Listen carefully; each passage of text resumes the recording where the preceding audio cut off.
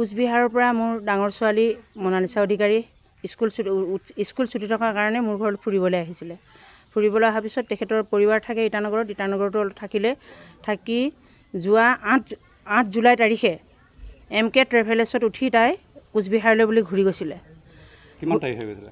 8 July তাৰিখে যেতিয়া কোচবিহাৰলৈ ঘূৰি গৈছে, 9 জুলাই 6:15 তাই নামিব লাগিছিলে জামালদাৰত, গাড়ীয়ে নমাই দিলে নিউ কোচবিহাৰত। 6:15 নমাইছে বুলি তেওঁলোকে কৈছে।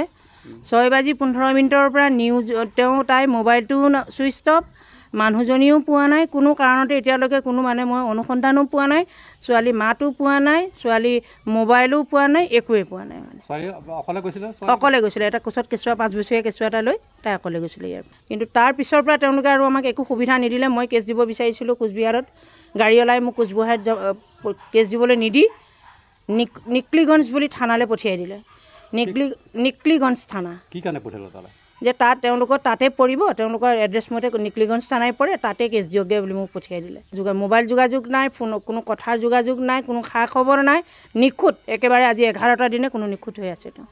আমি প্ৰথমতে তাতে গ'লোঁ, কোচবিহাৰত গ'লোঁ, কোচবিহাৰৰ পৰা নিকলিগঞ্জত দিলোঁ, নিকলিগঞ্জৰ পৰা আকৌ কোচবিহাৰ মেইন টাউনলৈ পঠালে, মেইন টাউনত দিলোঁ। দিয়াৰ পিছত মই তাত কমচে কম 5 দিন ঘূৰা ঘূৰি কৰিলোঁ, কোনো সংসত্ব নাপায়। তাৰ পৰা ঘূৰি আহিলোঁ।